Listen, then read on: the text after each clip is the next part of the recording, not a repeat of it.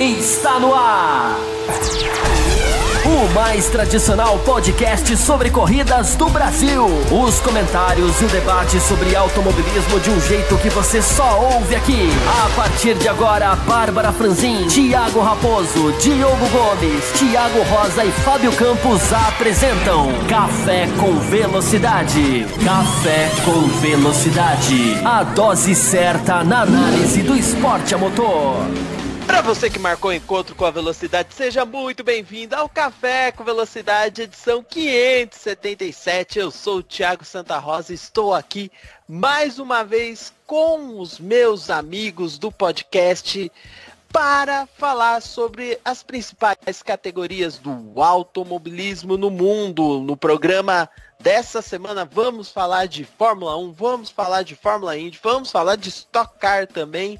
E aqui presentes comigo, eles que fazem esse programa, que dão a alma deste programa, de um lado do país, mais pro norte. Diogo Gomes, presente aqui, vai dar uma palhinha do que espera para essa edição. Bom dia, boa tarde, boa noite, Diogo Gomes, seja muito bem-vindo ao Café com Velocidade. Grande Thiago Santa Rosa, Thiago Raposo e todos os ouvintes de Café com Velocidade. Claro, o final de semana agitado, né? A gente tem a Fórmula 1 aí prestes a retornar. Passou rápido até essas férias, nem sofri tanto, pra ser bem honesto. Acho que até pela aquela sequência de 3, 4 provas que deixou a gente meio cansado.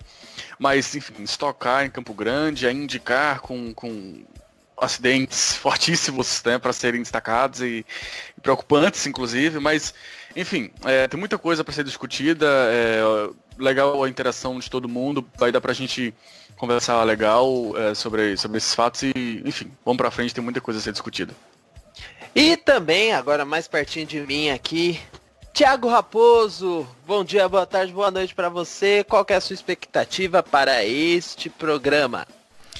Fala, Thiago Santa Rosa, fala amigos do Café com Velocidade. A expectativa é de toda semana fazer aí mais um belíssimo programa para vocês, cheio de debate, discussões e muita informação. E vamos passar as informações, porque elas estão aqui. Nós temos muita coisa para falar, principalmente Fórmula 1. Há um mercado agitadíssimo de pilotos e a corrida de Spa já chegando nesse próximo final de semana. Então, muita coisa vai acontecer. E antes de mais nada, a gente tem que deixar alguns recadinhos aqui. E o recadinho principal é que este programa só pode acontecer graças a vocês, meus caros ouvintes, e a vocês que apoiam o programa através do nosso programa de apoiadores no apoia.se/Café com Velocidade. Vocês que estão aí todo mês contribuindo com um valor, seja ele 1, 5, 10, 20, 50 reais, qualquer valor que seja, estão aqui fazendo com que este programa chegue a tantas e tantas outras pessoas por esse Brasil e mundo afora. Afinal de contas, nós temos ouvintes que ficam em outros países acompanhando o que nós, fãs do automobilismo, estamos falando aqui no Brasil. Mas chega de discussão, chega aí de recadinhos, a gente vai falar agora de Fórmula 1, vou começar logo na sequência, já falando sobre o que nós estamos esperando aí, vendo o que vai acontecer para etapa da Bélgica, do mercado de pilotos. Eu já vou começar perguntando para vocês, Thiago Raposo, que eu tô muito curioso para ouvir sua opinião. Fernando Alonso decidiu sua vida. Fernando Alonso falou que não vai correr mais na Fórmula 1. Porém, não disse mais nada a seguir. E aí abriu caminho para outras negociações que já estavam claras. Sainz na McLaren e Gasly na Red Bull. Fernando Alonso, qual é o impacto, qual é o peso da falta deste piloto para a categoria neste momento? Diga lá, Raposo. Então vamos lá, vamos falar desse assunto aí que era já para ter saído aí na semana passada, até em edições extraordinárias, mas acabou não acontecendo. Nós gravamos o programa na segunda-feira, antecipando que na terça-feira aconteceria esse anúncio. Primeiro, o que eu ouvi é de que já se especula e que Fernando Alonso até já cogita ser um ano sabático apenas, e não vou correr mais na Fórmula 1. Então é bom a gente colocar essa informação aí, né, que eu vi, não diretamente do Fernando Alonso falando, mas ouvi de outras fontes, outros campos da mídia. Então fica sempre a expectativa. Nós já vimos outros grandes pilotos tirarem seus anos sabáticos e voltarem. Eu acho, né, que o mais lembrado é o do Prost, 93, que realmente volta sendo campeão. O impacto da ausência do Fernando Alonso, eu acho que não será tão grande assim, porque o Alonso já estava, né, há algum tempo já não... Tá, ele aparecia com as brincadeiras do rádio, né, as polêmicas do rádio dele, fazia até alguma coisa ali, a manobra do golfinho, né, fazia alguma coisinha ali na 10ª, na 9ª e tal, colocação, mas já não tinha, eu acho, tanto impacto, né? O campeonato passou muito tempo monopolizado entre Lewis Hamilton e Nico Rosberg, a briga era entre eles, o Rosberg saiu, a Ferrari conseguiu crescer um pouquinho, então começou a ficar entre Vettel e Hamilton, com a Red Bull, quando está em circuitos que favorecem um pouco a ausência de potência do motor Renault, apareceram também. Então o Alonso já não fazia, de certa forma, sabe, parte do espetáculo, ou pelo menos do elenco principal. Estava lá entre os coadjuvantes da categoria, já há algum tempo. Então acho que não vai ser muito sentido. Agora, vou sentir a falta do Fernando Alonso, porque eu acho que ele teria condições, sabe, de estar fazendo coisa melhor. E a gente entra no outro viés, não sei se você quer trazer essa discussão agora, eu vi o Diogo Gomes antes, que é a questão... Eu vou ouvir Diogo Gomes antes. Então, por favor. Independente daquilo que você queira trazer, porque, Diogo, o Raposo usou a palavra coadjuvante pro Fernando Alonso. Eu quero ouvir de você, o que você acha? Olha, eu até concordo com ele na situação de não ter um fator técnico muito forte ali no topo da tabela, né? Porque, como ele falou muito bem, e como nós sabemos que a Mercedes e Ferrari monopolizam ali, ninguém tem mais chance de nada, mas eu acho que, eu talvez até me contradiza, o ouvinte mais esperto vai lembrar de umas 4, 5 semanas atrás, que eu até falei que queria fora da para, sei lá, dar um clima novo, sabe, para um ar novo para ser respirado. Mas eu acho que, em questão técnica, enfim, todos nós sabemos a qualidade que ele tem, e acho que, mesmo estando na equipe inferior, traz um diferencial pro campeonato. Em termos de marketing, nós sabemos o quão gigantesco é o apelo dele com a Espanha e com o mundo como um todo, né? O respeito que tem é absolutamente gigantesco. Então, eu acho que é definitivamente um personagem que vai fazer falta. Eu não compraria a Prost e alguns outros aí, porque a gente tem esses caras saindo depois de ter sido campeão, né? Ou algo do tipo, próprio Mansell também. Mas é sem dúvida uma saída que marca. Eu praticamente não vou sentir falta, mas é uma opinião bem pessoal minha. Eu acho que ele cumpriu a parte dele e é isso aí, sabe? Não tinha mais chance de uma equipe maior, muito por culpa dele, inclusive. Mas, enfim, vamos adiante. Mas acho que vai sim. A categoria como toda vai sentir falta, ponto 1 em marketing, porque é uma imagem muito forte, a presença muito forte, apelo com fãs, inclusive, não é nem muito forte, é gigantesco. E tecnicamente, mesmo estando lá no fundão, é um piloto que traz alguns pontos positivos que podem ser observados. A comparação dele com... Eu não vou nem dizer dele com o Van Dorn, porque é até injusto, mas dele com outros pilotos ali do meio também já deixa marcante como ele consegue, né, fazer algo diferente, e isso é muito importante, sem dúvidas. Agora, o que eu acho é a Fórmula 1 leva um baque, mas obviamente consegue contornar isso e consegue ir à frente, consegue sobreviver com ele. Sem ele, melhor dizendo. Acho que o abalo de popularização na Espanha, ele é natural. Claro que existe o Carlos Sainz lá, forte, mas, enfim, é outro mundo, sabe? O Alonso, ele apresenta a Espanha para a Fórmula 1, tiveram pilotos anteriores, o próprio De La Rosa, inclusive, mas até mais lá atrás tiveram pilotos espanhóis, mas poucos, e sem destaque, e o Alonso ele apresenta a Fórmula 1 para a Espanha, podemos dizer, de maneira grotesca até. Ele coloca a Espanha naquele mapa ali, até revendo algumas corridas de logo quando ele começa a vencer corridas, o pole positions também é uma situação de não só o mais jovem, mas também o primeiro espanhol a fazer isso, o primeiro espanhol a conseguir aquilo, sabe? Ele coloca a Espanha no mapa nesse sentido, e para muita gente, e querendo ou não ter esse cara fora, já tem uma marca muito importante, sabe? De não ter, ano que vem não vai ter ele lá no circuito, ou talvez até esteja no circuito, mas não na posição de pista e tudo mais. Acho que em termos de imagem até também isso tem um impacto muito forte. É um grande nome saindo, é um bicampeão saindo, mas do que isso é um cara que até possivelmente merecia mais títulos do que tem saindo e marca bastante nesse sentido.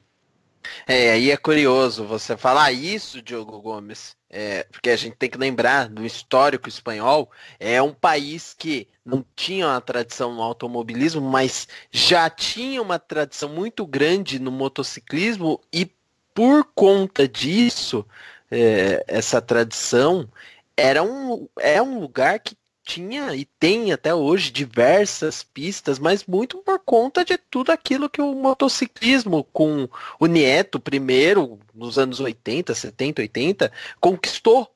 E aí trouxe essa, vamos dizer, essa paixão para as corridas, para as competições, e né, o Alonso solidificou isso no que tange aos carros. Nunca se teve um piloto que chegou tão longe, como você falou, da Espanha, né, bicampeão mundial, e hoje se marca aí, começa a se marcar um fim de uma trajetória que, como disse o Raposo, pode ser apenas de um ano sabático que ainda não seria tão sabático, pode ser que ele vai competir aí em outras categorias, claro, né? Ele tem aí já o compromisso com o WEC e pode competir pela Indy, já tem site afirmando que ele vai competir na Fórmula Indy, e inclusive alguns comentaristas aqui do nosso programa, não comentaristas do programa, na verdade os comentaristas ouvintes do programa, Marcelo Cesarino mandou o e-mail dele, e eu acho legal mencionar, porque ele vai na ideia de vocês. Acho que a saída de Alonso da Fórmula 1 traz mais ganhos do que perdas para o automobilismo. Não sei se nessa linha que ele está falando, mas alguns pontos se parecem com a opinião de vocês dois, tá? Perde a Fórmula 1, que perde um grande piloto e midiático também. Entretanto, não estava mais sendo fator nenhum na Fórmula 1. Só que o Cesarino já vem em seguida e já crava. Ganha muito a Indy, que ganha um piloto de ponta, que vai trazer muita mídia, mercados novos e até tretas que vão animar as notícias da categoria. Thiago Raposo. Eu acho que o grande ponto, né, até que ponto, né, o Fábio Campos já bateu muito nessa tecla, né, a falta de pulso dos novos comandantes das equipes, ou a quantidade de problemas que o Fernando Alonso leva, né, porque a qualidade eu acho que é reconhecível, né, não tem como a gente negar o que o Fernando Alonso consegue ainda tirar de um carro, e acho que está ainda no belíssimo momento, é um grande piloto, e muito melhor do que Valtteri Bottas, muito melhor do que Kimi Raikkonen, muito melhor do que Gasly, e os caras não querem ele, né? Não trazem ele, porque o nível de dor de cabeça, mas aí, cara, é muito estranho, porque você pensar daquilo ali como uma empresa, como uma firma, tá, e você vai, o cara que vai te entregar posições, vitórias possivelmente, tudo, você simplesmente abre mão dele por causa da harmonia. Eu sei que eu trabalho em equipe, eu sei que realmente a harmonia é muito essencial. Às vezes quem está ali para gerar tumulto e causa desarmonia realmente às vezes trabalha todo um resultado, mas a impressão que fica é que falta pulso, né? É um recibo que a Mercedes, Ferrari e Red Bull passam para o mundo, de que aqui falta pulso, aqui não sabemos controlar egos, então a gente não quer o Fernando Alonso.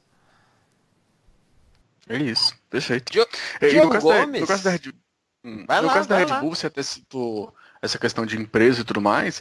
A Red Bull, ela foge disso porque ela precisa explicar por que que ela tem um programa de jovens pilotos e por que que ela gasta tanto e investe tanto nesse programa de jovem pilotos, né? Inclusive com a Toro Rosso lá embaixo dando suporte e muito dinheiro também sendo investido nesse sentido. A gente, eu não vou entrar agora porque a gente vai chegar mais à frente sobre o Gasly, mas ela se coloca numa posição não só de não admitir o Alonso, até pela questão de conflitos que podem ser criados, como o próprio Horner citou na última semana, mas também de quase que ter que arrumar uma explicação para mostrar que por que tem um grupo de desenvolvimento de pilotos, por que tem a Toro Rosso, por que, sabe, tem toda essa estrutura montada e ela meio que foge disso. Mas é como você falou, o Alonso, ele fica numa posição. E para que fique bem claro para o ouvinte aqui, acho que nem eu nem o Raposo estamos colocando ele como santo, porque ele definitivamente não é. Ele caçou muitas coisas que, muito do lado negativo, muito talvez até da barreira que muitas equipes tenham com ele, foi fomentada por ele mesmo, né, com atitudes, enfim, situações criadas. Mas eu acho que acima disso é a qualidade que ele traz. E ele traz uma qualidade absurda, é mais ou menos o que a McLaren fez há pouco tempo atrás, quando eu trouxe ele de volta, de assumir e meio que deixar passar rugas do passado para tentar focar em desempenho, em qualidade. Acho que as equipes ali da ponta não quiseram fazer isso, enfim, não se propuseram a fazer isso, estão satisfeitas com os pilotos que tem ali. Duas delas, Ferrari e Mercedes, para manter o esquema atual, né, de um piloto para atacar e o outro piloto para ser cordeiro, e a Red Bull, acho que até para explicar o porquê que ela precisa fazer todo esse investimento de tempo, de dinheiro, de atenção e de tudo mais no grupo de desenvolvimento e na Toro Rosso como um todo. É legal que vocês falaram de novo, porque vai de encontro mais uma vez com o que o Marcelo Cesarino mandou no e-mail. Ele continua falando sobre Fórmula 1, e a opinião dele também bate nesse sentido com a de vocês, em alguns pontos, né? Ele diz que, de certa forma, é bom para a Fórmula 1 a saída do Alonso pelos motivos citados, além de permitir uma renovação. Mas ainda de Sainz para a McLaren é ruim, pois o carro é pior que o da Red Bull. A gente vai falar do Sainz daqui a pouco. E fez com que as três principais equipes de Fórmula 1 tenham apenas um piloto. Os segundos serão segundos, pois Gasly não deverá ser desafeto e combativo como Sainz seria na equipe principal da Red Bull. Vocês vão nessa linha mesmo, então, confirmando a questão da saída do Alonso acaba prevalecendo essa ótica de privilégios nas equipes principais para um dos pilotos e que, no caso da Red Bull, vai existir apenas um natural desequilíbrio por conta daquilo que o Max Verstappen pode fazer na pista. E para fechar o assunto Alonso, apostas do que ele vai fazer o ano que vem? Alguém arrisca aí o que ele vai fazer? Qual que é o objetivo? O Thiago Raposo adora essas apostas, então diga lá. Só que não. Sobre o Gasly com o Verstappen... Estocar, Raposo, estocar. Não, vou falar. Tem a primeira pergunta, né? Ele fez mais de uma pergunta, estou respondendo a primeira antes. Sobre o Gasly e o Verstappen, assim, eu tendo a dizer realmente não há disputa, mas aí eu lembro um pouco que quando o Ricardo subiu, antes do Ricardo iniciar, existia também uma certeza de que o Vettel dominaria aquela equipe. Ou quando o Schumacher voltou para a Mercedes, havia-se uma certeza de que o Schumacher passaria por cima do Rosberg com facilidade. Então a história recente aí já nos provou algumas vezes que alguns pré-conceitos batidos aí antes de começar as temporadas, de que não era bem assim. A Gasly já mostrou em categorias de base, né, qualidade e tudo mais. Na Toro Rosso foi razoável, apareceu bem em algumas corridas, desapareceu em outras, mas aí tem a questão do carro, tem a questão do motor Honda e tudo mais. Fica meio que obscuro a gente responder o que era de verdade ali responsável por esses desempenhos. Então, eu tendo, né? Eu acho o Verstappen realmente o grande espetáculo dessa Fórmula 1 atual. Talvez seja o piloto que mais me agrada o estilo de corrida e ver correr e ver o que faz na pista. Mas eu não vou, para variar, ficarei em cima do muro, não vou bater martelo nenhum aqui. Prefiro esperar acontecer e dar uma chance pro Gasly mostrar do que ele é capaz. Agora, sobre o futuro do Alonso, eu deixo pro Diogo Gomes responder. Olha, eu não sou a pessoa mais correta para isso, porque na última semana eu falei que o anúncio dele era que ia montar uma nova loja de óculos, de chapéus e no final das contas ele anunciou que saiu da Fórmula 1, né? Tem só essa pequena diferença aí, mas... Agora vale dizer, Diogo, que ele anunciou isso, e exatamente isso. Ele anunciou que sai da Fórmula 1. Ele não anunciou que tá se desligando da McLaren, ele não anunciou que tá indo para outra categoria, ele anunciou exatamente isso. Saiu da Fórmula 1, ponto.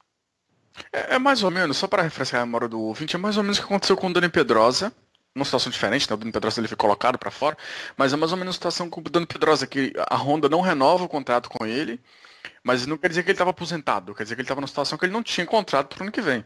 E aí 2 meses depois tentando achar uma vaga, e aí ele meio que desiste e fala, não, tá bom, eu vou me aposentar. Aí acaba saindo, mas nesse caso é diferente do Alonso, né? Ele que teve a atitude de sair, e segundo que ele não ele tem vaga em outras equipes, até em outras equipes eu diria, mas enfim, agora focando em outras categorias. Talvez eu até esteja fugindo da pergunta, o ponto-chave da pergunta, mas sim, tá. Eu vou dizer até não o que eu quero que ele faça, o que eu acho que ele vai fazer, mas o que eu quero que ele não faça. O que eu quero que ele não faça é que ele continue nessa situação quase que moribunda, eu diria, no WEC. Porque é uma situação muito, muito, muito decepcionante até, eu diria, do campeonato como um todo. E não é culpa do Alonso, não, que fique bem claro, né? Eu não estou dizendo isso, não. É uma situação que a gente tem de uma equipe só. Eu não sei se vai ser spoiler. Se tiver, querido ouvinte, se você não quiser spoiler só do WEC, sei lá, muta atenção, galera. Seu áudio pelos próximos... do WEC. Por favor. Muta seu áudio pelos próximos 30 segundos ou algo do tipo, mas você tem a Toyota vencendo com 4 volts de diferença para qualquer outro carro, entendeu? Numa corrida de 6 horas. Enfim, eu só espero que o ponto principal dele não seja ser perde para ela mesmo. Exatamente. Eu só espero que a posição dele não seja ser piloto da Toyota no WEC. Pelo menos não na maneira como o WEC está nesse momento, e que ele muito, possivelmente continuará no próximo ano. Ou melhor, na próxima temporada, né? Porque essa, entre aspas, super season, que de super não tem nada, dura mais de um ano. Mas isso eu não quero que aconteça. Eu não quero que ele fique nessa situação. Eu realmente quero que ele tente uma Indy, que ele vá para Indianápolis, porque vai ser incrível ver ele correndo de novo em Indianápolis. Já venceu Le Mans, maravilha, deixa isso para trás, vamos para frente, tenta Indianápolis, vai ser um desafio interessantíssimo, tenta a Indy, tenta a Fórmula E, por que não? Que incrível seria o Alonso na Fórmula E, com aquele carro totalmente técnico na pista, naquelas situações. Ele, um piloto de uma técnica um carro novo, soberba. Né? Vai saber como vai vir esse carro novo. A gente projeta que mantenha a mesma linha ali, né? Pelo menos torce para que seja isso. Ele, um piloto de uma técnica soberba, ao longo dos anos sempre comprovou isso. Seria muito legal ver ele na Fórmula E. E para a Fórmula E, meu amigo, ia ser uma coisa maravilhosa. Para a Fórmula E ter o Alonso chegando, ia ser, em termos de marketing, quase que uma revolução. Então, tomara que ele escolha uma dessas categorias. Eu acho que ele tem boas opções para o futuro aí, e todas elas me parecem muito interessantes do ponto de vista técnico, do ponto de vista de desafio, do ponto de vista de marketing, de burburinho criado, tudo isso eu acho que, sabe, pode ser muito legal. Eu só espero que ele não retorne à Fórmula 1, porque, enfim, capítulo encerrado é capítulo encerrado, e espero que não continue só no WEC, porque é bem frustrante ver a situação do campeonato como um todo. Repetindo, não é culpa dele ou culpa da Toyota. E rapidamente, já até me estiquei demais nesse ponto, mas sobre a Red Bull, eu comecei a falar, né? Ela fica refém de uma questão ali de renovação do grupo dela. Diogo, se quiser diga. falar de renovação, a gente fala já já, porque tem pergunta do ouvinte nesse sentido. Aí eu acho que até combina melhor para esse tema renovação específico. Mas vai lá. Sobre o Gasly em si com o Verstappen, eu até respondi por um dos nossos ouvintes, ele vai ficar bravo que eu não vou lembrar o nome dele, pouco antes de começar a gravação no Twitter. Eu não acho que seja uma coisa de Gasly você é segundo piloto, não é isso.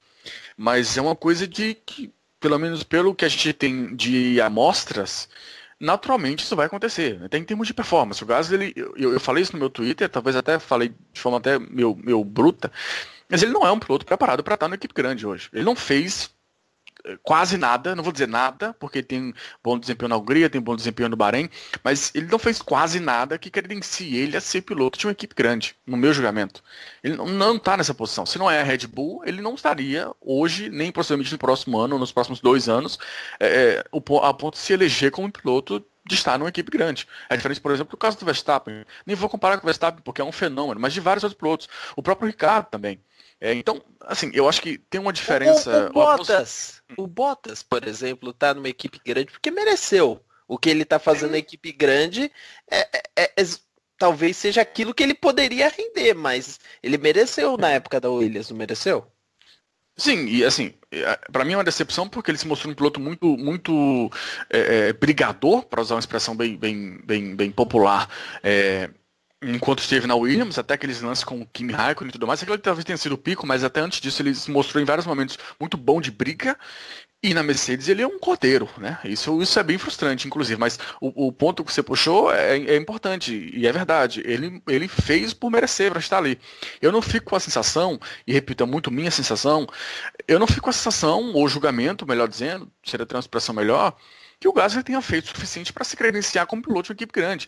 E outro ponto que eu destaquei no meu Twitter, você tem uma situação em que hoje o grid, e por mais que se falem que isso está ferindo a Fórmula 1, mas hoje existe sim, mas se fala que falar sobre isso se fere a questão até de marketing da Fórmula 1, mas a realidade é que existe classe 1 e classe 2, com a classe 1 de 6 equipes, melhor, de 3 equipes com 6 carros, e a classe 2 com todo o resto.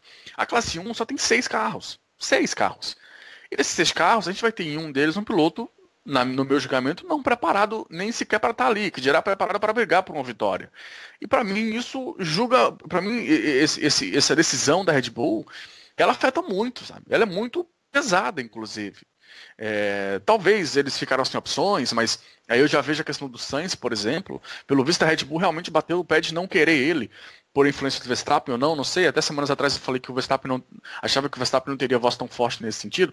Já começa a ter dúvidas sobre, porque como é que você dispensa um piloto como o Sainz assim por nada? Será que não se vê qualidade nele? Eu acho que não, senão não teriam mantido ele, né, no grupo por tanto tempo, no grupo de desenvolvimento por tanto tempo. Então, é uma situação complicada. O resumo da história eu não acho que ele vai ser o segundo piloto de contrato, né? Acho que o ouvinte consegue entender quando eu me refiro dessa maneira.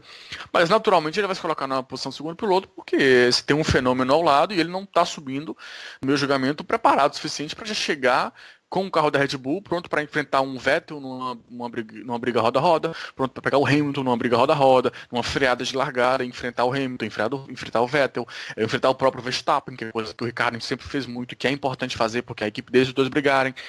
Eu não vejo o Gasly nessa posição e por isso me frustra um pouco a ascensão ou a promoção dele. E aí, a mudança do Carlos Sainz? Porque assim, a porta natural que você abriu. Você quer falar? Eu pedi a palavra aqui no... Não, você mudou de assunto, falou, não, deixa o Diogo falar. Achei que você não quisesse mais falar, mas quer falar, pode falar, o programa é seu. Nós temos um chat aqui interno, Thiago Santa Rosa, onde nós pedimos as palavras. E tem um euzinho aqui, lá. A última coisa que tem escrito aqui é fechou o que eu vi. Mas enfim, segue. Eu queria só discordar do Diogo Gomes com relação ao Gasly. Eu acho que está se dando muita peso pro que ele fez na Toro Rosso, e eu acho que, sabe, é o caso da Williams. E eu acho que, apesar da gente saber que o Stroll e o Sirotkin não são a última maravilha do mundo, mas eu acho que fica meio impossível a gente julgar a pilotagem deles. Então eu acho meio injusto, ou sei lá, qual outro adjetivo eu poderia utilizar para julgar. É injusto mesmo. Para julgar o ano do Gasly. O que eu sei do Gasly ele foi campeão da GP2, era GP2 ainda, em 2016, brigando, legal, teve uma disputa interessante pelo campeonato naquele ano. Eu sei que ele foi para a Super Fórmula e quase conquistou o título. Talvez se aquela última corrida não tivesse sido cancelado por causa de questões climáticas, teria vindo com o título. E tá numa equipe que é uma bomba, né? É uma equipe classe 2, que pega o motor que está em desenvolvimento, que a gente ainda não sabe o potencial realmente desse motor Honda, e conquistou alguns bons resultados. Foi quarto no Bahrein, sétimo em Mônaco, sexto na Hungria. É pouco, mas é pouco analisando o que essa Toro Rosso pode entregar, que a gente não tem comparação, né, porque o outro lado é o Hartley. Será que é tão pouco assim, ou será que esses resultados é muito porque essa Toro Rosso pode entregar? Então eu acho um pouco injusto assim já avaliar o Gasly, que não merecia estar na Red Bull pelo que ele tem fazendo, né? Talvez os feedbacks que ele vinha dando na equipe, o trabalho que ele vinha fazendo, talvez não, às vezes eu tô falando besteira, às vezes realmente foi a única escolha porque o Verstappen bloqueou o Carlos Sainz. Não sei qual foi o critério de escolha lá dentro, mas eu me acho capaz de avaliar realmente quem é Pierre Gasly por essa temporada dele na Fórmula 1. Eu vou Sem então dúvida, seu ponto é muito bom. Diogo, deixa eu só aproveitar uma coisa, que o comentário do Raposo acaba entrando no assunto do Jailson Fernandes, que mandou por e-mail, e aí você já comenta a seguir para a gente entrar nessa discussão do Gasly mais a fundo, né? O Jailson mandou e-mail falando da novidade do dia. E aí eu faço aqui a ressalva, né? Estamos gravando numa segunda-feira, dia do anúncio do Gasly na Red Bull, dia 20/8, né? E ele diz o seguinte: acho uma pena, porque a vaga merecia ser preenchida com um piloto que já tivesse demonstrado potencial ou por promessa das categorias de base. E aí o Jailson pergunta: o que temos de melhor hoje nas categorias de base? Quem vocês trariam para a vaga da Red Bull? Teria que necessariamente ser o piloto da Fórmula 2? Caso contrário, não teria condições de atualmente pilotar um carro de Fórmula 1? Que é mais ou menos ali que o Raposo menciona, do que realmente o Gasly pode ou não fazer, e se de fato essa discussão acabar sendo mais densa, né? Se de fato existe alguém também na linha sucessória da Red Bull que possa ser trazido, enfim. Diogo Gomes, acho que agora você tem bastante coisa para comentar. Vamos lá por partes. Até respondendo o comentário do Raposo, a observação dele é muito boa. E por isso que eu falei, né, que a expressão realmente é injusta. Por exemplo, se você parar para pensar, a gente nunca viu o Gasly correndo na Bélgica, na Itália e em Singapura, com um carro de Fórmula 1. A gente não viu ainda, porque ano passado ele começa a correr a partir da Malásia, faz Malásia, Japão, pula USA, né, Estados Unidos, por conta do comprometimento lá no Japão, que o Raposo explicou agora há pouco, faz México, Brasil e Abu Dhabi. E aí tem essa temporada agora. Então assim, a gente está falando de um cara que nem sequer tem uma temporada completa, se você parar para analisar, a partir desse momento, 20/8/2018, que é o dia que ele foi anunciado, é o dia que esse programa está sendo gravado. Então, até a amostragem que a gente tem é muito pouca. Então, repito, por isso que eu usei a expressão. Talvez seja até injusto mesmo o julgamento já agora, já nesse sentido. Mas o meu ponto é, a gente está numa posição em que a gente não tem amostragem suficiente para tentar fazer um julgamento em cima disso. Aqui tem, para mim, e aí é o que eu tenho que me pegar, porque é o que eu tenho na mão, no meu julgamento, não faz dele um piloto suficientemente preparado, numa posição de carreira correta para dar um pulo para a equipe principal, para uma grande equipe, ainda mais uma equipe das 3 melhores nessa divisão grotesca que nós temos na Fórmula 1 atual. Então, essa questão dele ter poucas corridas, ele não ter conseguido se mostrar completamente, até por questões de motor Honda, inclusive, ele tem 3 abandonos na temporada, tudo isso, para mim, reforça a tese de que não era o momento dele subir. Entendeu? É mais uma questão de não era o momento para subir, não era o momento da Red Bull tomar essa decisão, do que uma questão de o Gasly é um piloto ruim ou um Gasly é um piloto despreparado. É um piloto despreparado para mim nesse momento para estar na Red Bull. Talvez não por culpa dele, mas a situação como um toda, para mim acho que não favorece nem um pouco ele estar subindo para a Red Bull. Repito, para mim sobe despreparado, não mostrou o suficiente, talvez porque não teve tempo, ou talvez porque realmente não pode mostrar. Acho que não tem como saber, porque repetindo a amostragem é muito pequena. Mas seria um dos últimos nomes que eu colocaria na Red Bull hoje, definitivamente. E sobre toda essa questão de renovação, que aí isso aí dá assunto para vários programas, inclusive, a Red Bull hoje tem, por um erro dela, quase que uma atitude de cortes, uma atitude, quase não, de fato uma atitude de cortes intensiva dela no programa, de sair cortando o piloto de tudo quanto é jeito. Ela tem hoje na posição o Dan Tickton, que eu já falei aqui, não sei se o Raposo chegou a se convencer ainda, mas para mim esse final de semana reforçou mais ainda que é um piloto.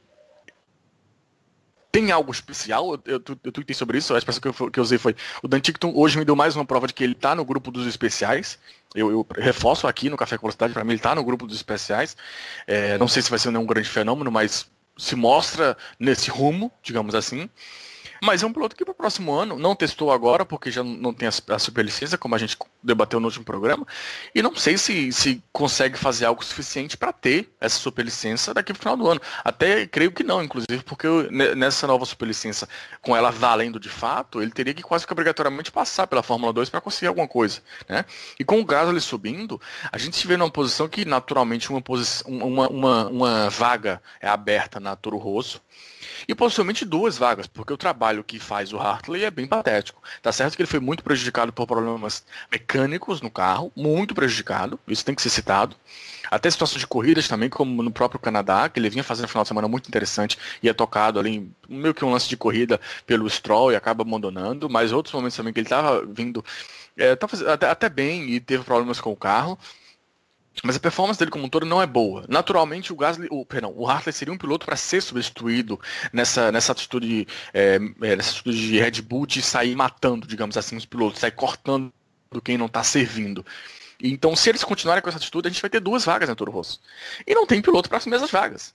Assim, de forma bem rústica, é isso. Não tem piloto para assumir, porque o cara deles é o Tickton, e repito, para mim tem qualidade para subir para Toro Rosso, mas que provavelmente não vai ter a superlicença para isso. Então a gente tem de certeza uma vaga e possivelmente até 2 vagas.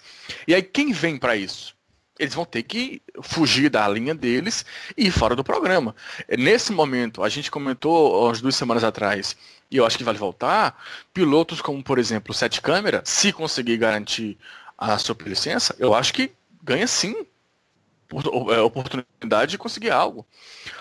Lando Norris, que é uma opção que eu considerava morta, para mim, ele começa a reganhar chances. Eu não digo uma chance morta porque ele não merece. Não é isso. Ele, para mim, merece muito. Gosto bastante dele, mas porque a McLaren tem uma estratégia de não emprestar o piloto ou de só jogar o piloto direto na equipe principal. Mas acho que a McLaren está aprendendo com o que está sofrendo com o Van Dorn, o que sofreu e continua sofrendo, que não é exatamente o caso de pegar um piloto jovem e colocar ele num carro cheio de dificuldades. A gente está vendo o quanto o Van Dorn está sofrendo.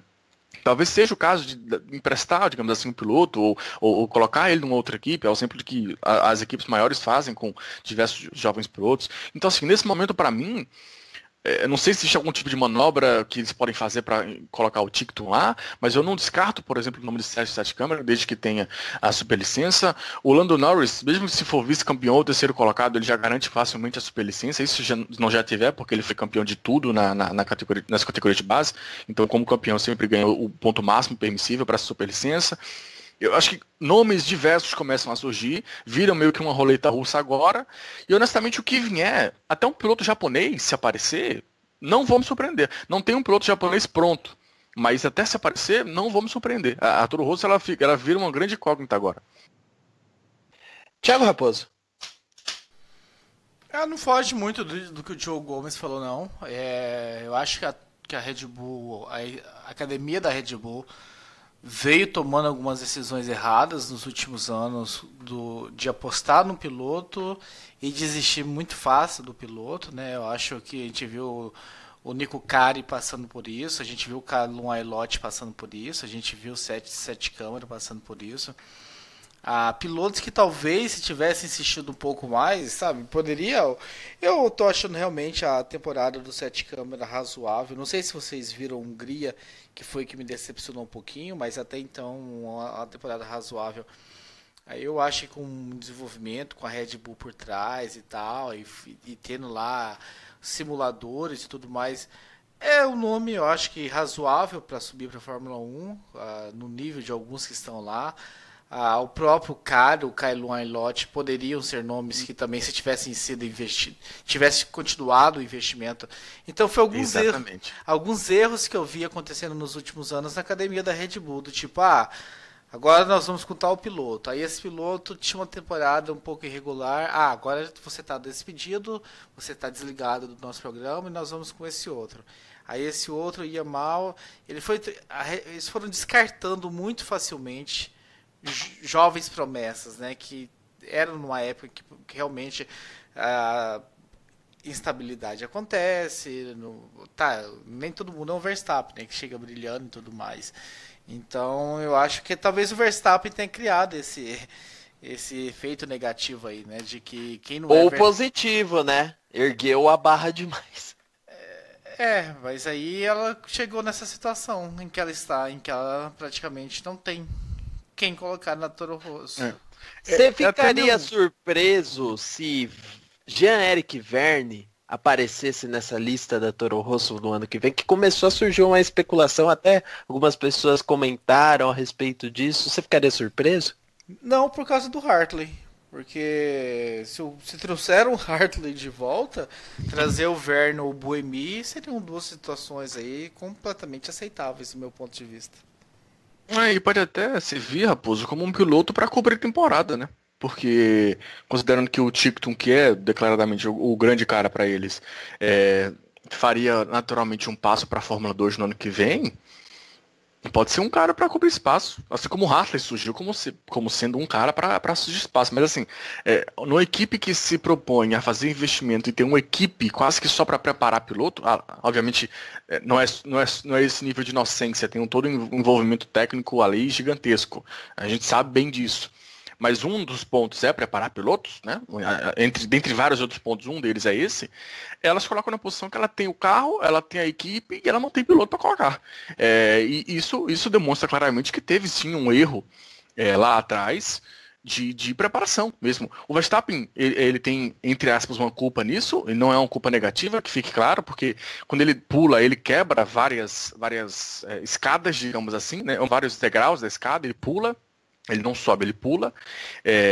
Isso, como o Rosa falou, joga a barra lá para cima. Isso é um ponto também.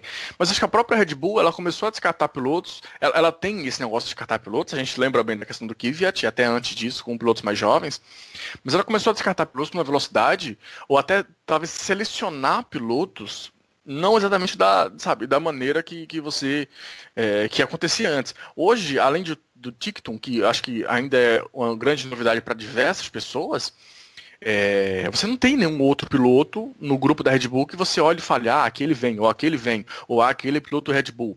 Você não tem mais. E o Tickton, que a gente tanto fala, e tem que ser falado mesmo, na minha opinião, ele tá no grupo da Red Bull há um ano, gente. Esse é o primeiro ano dele no grupo da Red Bull. Não é que descobriram ele lá atrás, não, sabe? Ele voltou no final do ano passado, a Red Bull pegou ele, e essa tá sendo a primeira temporada completa como piloto Red Bull. Então, assim, tem um furo ali no meio, sabe? Tem um buraco ali no meio que não acontecia com a Red Bull, e que tá acontecendo, e que talvez seja até meio chato ficar falando sobre isso, mas tem que ser falado porque a gente tem um grid de 20 carros e desses 22 são diretamente ocupados por pilotos que estão nessa posição, né? Então acho que é até importante a gente dar toda essa ênfase, mas como eu falei, pra mim, cara, tudo que pode vir, pra mim, Lando Norris, não sei surpresa, Sete Câmara, pro Vergne que você botou aí, Buemi talvez seja um pouco mais, mas enfim, quem vier, não surge como surpresa para mim. Eu meio que abri o peito e estou preparado para tudo que vinha nesse sentido. E Carlos Sainz na McLaren é a escolha certa no caso da equipe de Woken? Quem quer comentar? Vai lá, Thiago Raposo. Olha, o Carlos Sainz é aquele famoso caso, né, em que eu tive que dar o braço a torcer. É um piloto completamente medíocre, né, no sentido de ser médio nas categorias de base, passou por grandes categorias, correndo sempre nas melhores equipes e sempre derrapou, nunca foi campeão, até que talvez na última chance que ele estava tendo, conseguiu levar o título da World Series. By Renault entrou na Fórmula 1 cheio de desconfianças, a vinda de mim pelo menos, e mostrou, andou bem na Toro Rosso, andou bem na Renault, razoavelmente, e está indo para a McLaren. Eu acho que é uma grande aposta que os dois fazem, né? Porque a McLaren tentando novamente voltar a ser o que já foi, né? Fazendo contratações na equipe de construção, na equipe de engenharia, uma equipe que já teve todo um prestígio, retrocedeu, né, na escolha dos motores, queria ter um motor único, né, não um motor de uma equipe fabricante, por aquelas questões de não poder ser campeão, mas teve que voltar atrás pelos problemas com a Honda. Tá de Renault querendo aí voltar a ser grande, então eu acho que é uma boa aposta. Eu gostei desse casamento aí. Pode não dar em nada. Se não der em nada, eu acho que o peso maior vai ser da McLaren, não nas costas do Carlos Sainz. Mas eu acho que se a equipe vier com um carro ali razoável, não um carro ainda por brigar por título e tal, nem por vitória, mas para brigar ali, para estar sempre no Q3, para estar, sabe, brigando ali com a Force India, com a Renault, ali para ser a quarta equipe, eu acho que o Carlos Sainz vai desenvolver um bom trabalho ali. Diogo Gomes. Eu concordo bastante com essa linha, e principalmente porque, assim, a McLaren, elas colocam na posição, ou melhor, ela ficou numa posição que ela não tinha opção melhor, né? E como eu falei, talvez até para muitos fosse natural que o Norris, por exemplo, fosse elevado a essa posição. Repito, minha dúvida de que não sei se ele tem posto na superlicença já agora, mas é muito difícil imaginar que o Norris não vai ser top 3 nesse campeonato atual da Fórmula 2. Mas, como eu falei, eu acho que ponto 1, eu acho que a McLaren aprendeu lições com relação, continua aprendendo com relação ao Van Dorn. Pode ser que na semana que vem a gente esteja aqui falando sobre o Spa e sobre o Norris substituindo o Van Dorn na McLaren, não me surpreenderia com isso. Mas aliás, o Norris vai correr no treino, vai fazer o treino livre com a McLaren, então isso aí é interessante ver já como ele vai se comportar na pista mesmo com o Fórmula 1. Não, sim, sem falar que ele, na Hungria, ele testou e já vinha testando antes com o carro bastante, e é um piloto ativo nesse sentido, e tem que ser mesmo, é uma joia ali, a McLaren tem um piloto muito bom nas mãos, e enfim, e tá certo de dar tempo para ele, mas como eu tava falando, essa questão aí desses dois ainda tá meio incerta, mas eu acho que o Sainz ele surge como a melhor opção, disponível no grid. Eu acho até que, por exemplo, o Ocon é um piloto que eu até gosto mais, mas para buscar o Ocon lá na Mercedes ia ser complicado, né, na Mercedes / Force India, e enfim, entre outras opções. Então eu acho que é um cara que estava disponível, eles vão em cima, eles conseguem trazer rapidamente, conseguem cobrir o buraco Alonso rapidamente, cobrir no sentido de sair um piloto e entrou o outro, tá? Não cobrir comparando um ao outro, definitivamente não, porque seria até injusto com o Sainz, mas mostra ali quem vai ser seu piloto pro próximo ano, é o melhor nome que tinha disponível no mercado, não estava na posição de brigar com a outra equipe, eu acho que até tentou com relação ao Ricardo, né, na Red Bull, mas enfim, não conseguiu nada. Então, o Sainz ganha mais uma chance na Fórmula 1, acho que fez um bom trabalho na Toro Rosso, acho que fez um trabalho de bom para razoável na Renault, enfim, está numa situação ali de merecer uma vaga, ou merecer uma chance. E a McLaren se acerta com o piloto naquela posição e pode trabalhar ali com seus pilotos mais jovens, com o Van Dorn, tentar dar uma sobrevida para ele, tentar testar, analisar melhor o Norris, se já faz uma mudança, se deixa ele de Fórmula 2, se não for campeão, né, porque se for campeão não pode continuar na mesma categoria, se bota ele numa outra equipe, para meio que empréstimo aí, para deixar o menino se preparando para uma futura transição. Enfim, eu acho que a McLaren ela segura uma posição e ela pode ali, sabe, lidar com esses dois jovens pilotos do outro lado. Do Sainz, como eu já falei, garante uma posição sólida, a gente pode dizer, e numa situação em que ele basicamente perdeu a vaga dele na Renault para um piloto melhor que ele, não tinha como voltar para a Toro Rosso, e na Red Bull ficou bem claro que não queriam ele lá. Porque acho que não era nem questão de definir sim ou não, era só questão de assinar o papel. E não quiseram ele lá. Né? Então, para os dois, acabou sendo um casamento correto ali, um casamento. As coisas funcionaram bem nesse sentido.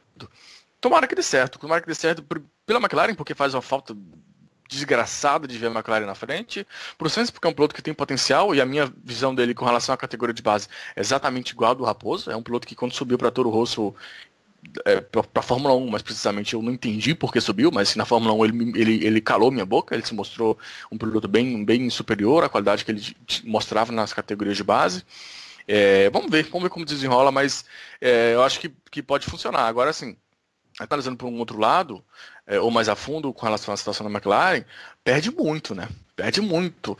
Porque o Alonso, enfim, a gente já falou no início desse quadro, a parte técnica e tudo mais, e de imagem, é um ponto gigantesco. E perde de uma maneira inacreditável. Todo mundo que chegasse, a menos que chegasse um Ricardo para substituir o Alonso, você não teria uma perda gigantesca, mas qualquer outro piloto sei lá, de fora das 3 primeiras equipes para baixo, como foi o caso do Sainz, você perderia muito em qualidade, muito em imagem, muito em influência, muito em várias coisas, e não foi diferente nesse caso do Sainz.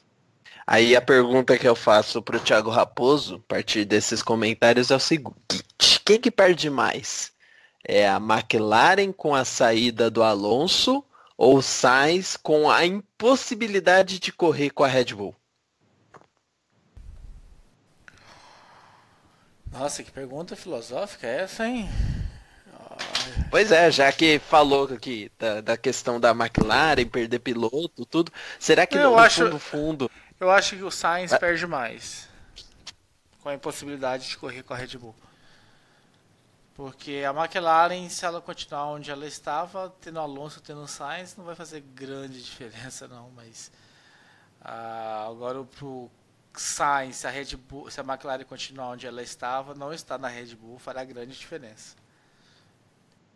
Eu acho que é o caso da McLaren. Acho que a McLaren perde mais. Até porque o Sainz continua vivo, né? Pode até evoluir. Mas o Alonso também continua vivo. Não, mas eu digo assim, né, de se provar e ter uma vaga na Red Bull em outra equipe maior, ou voltar ao topo junto com a McLaren. Mas acho que a McLaren perde mais porque, por mais que eu concordo com a fala final do Raposo, né, que se a McLaren se manter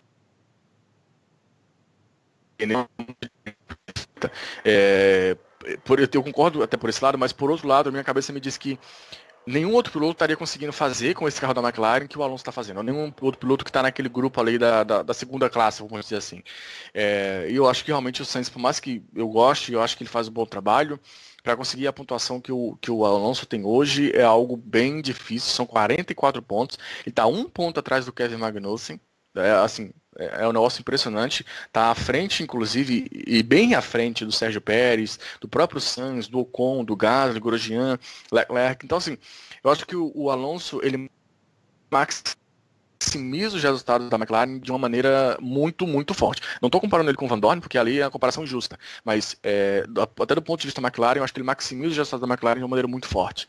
E não é todo piloto que vai conseguir fazer isso. Então, até acho que a McLaren perde mais nesse sentido, porque eu, pelo menos, prevejo uma queda nesse sentido muito, muito forte.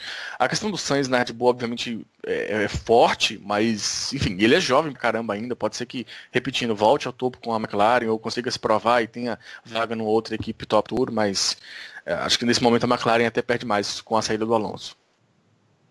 Bom, das ações confirmadas, é isso. Então temos aí a ciranda de Alonso, Sainz e Gasly por enquanto. Tem ainda algumas outras vagas em aberto e provavelmente algumas movimentações que irão acontecer até a prova Bélgica, Itália, normalmente é onde se resolve muitas das coisas. Em Monza, as coisas são resolvidas, contratos são estabelecidos para o próximo ano, então ainda teremos muitas coisas sobre o mercado para as próximas etapas, consequentemente algumas definições, e isso, claro, vocês vão ouvir no Café com Velocidade.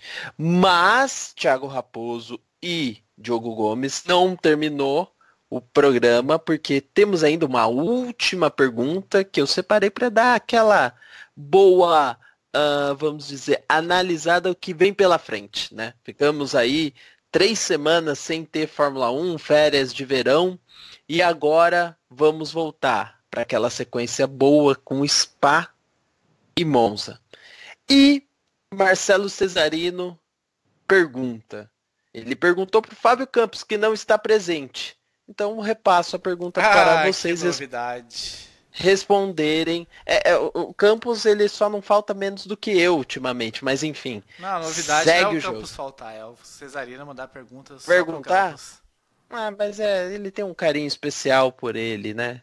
E por ele e pela Bárbara Franzin, que está ausente, mas ele sempre manda recados para ela. E como ela repassa pra gente, ela já lê os recados do nosso querido ouvinte. Mas a pergunta é o seguinte. Ao que parece, antes de você fazer sua pergunta, o motivo da ausência do Fábio Campos tem a ver com essas 2 corridas que tá vindo na sequência aí.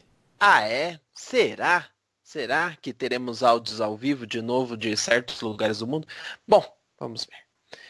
Com Monza e Spa, Hamilton dará um ipom na temporada? Agora eu vou mudar a ordem. Vai, Diogo. Responde você primeiro. Dará um ipom? Isso mesmo. Finalizará. Se essas vão ser as provas que o Hamilton vai conseguir abrir vantagem ou não, ou a Ferrari, o melhor carro, vai conseguir prevalecer em pistas de alta velocidade como não prevalecia no passado. Eu acho que é esse o cenário. O seu finalizará aí me ajudou muito, senão eu nem ia pegar a linha da pergunta dele, não. Mas, olha, eu na verdade, eu acho que o campeonato ele vai continuar bem aberto. Eu não sei se eu acho, se eu torço só por isso, mas até pelo cenário que a gente viu, né, terminando essa primeira parte, muito positiva, dos carros bem parelhos ali, até em pistas mais, entre aspas, né, mais Ferrari, a Mercedes chegando, mais Mercedes, a Ferrari chegando. Eu falei antes dessa parada de férias aí, e repito, mantenho a mesma opinião. Acho até que a Ferrari ainda está um pouquinho à frente da Mercedes. Mas vamos ver como as coisas se desenrolam. Eu acho que um ponto que me deixa muito curioso para Spa é porque a Mercedes, ela desde 2014, talvez desde 2013, ela não chega para Spa como sendo a equipe que tem uma reta gigantesca, um poder de reta gigantesca, a equipe que tem o melhor motor, ou o motor mais potente, que vai voar nas retas, que pode comprometer com relação a downforce nas curvas, no segundo setor, porque no primeiro e no terceiro setor eles vão ter um motor para gritar e para... Eu não acho que a Mercedes chega em Spa esse ano nessa posição, não. Acho que a Ferrari, inclusive, tem um motor melhor nesse sentido. Então, eu fico bem curioso para saber o que vai vir disso aí. Aquele treino livre que vale até mais do que outros, esse aí a gente vai ter que acompanhar bem de perto. Espero uma regularidade, espero uma proximidade entre as duas. Realmente acredito que isso vai acontecer de início. A minha dúvida, que eu falei, né, se eu só acho, se eu acho, se só torço, é com relação à segunda parte do campeonato como um todo, né? Porque ela começa agora, ela se estende até lá no final, Brasil, Abu Dhabi.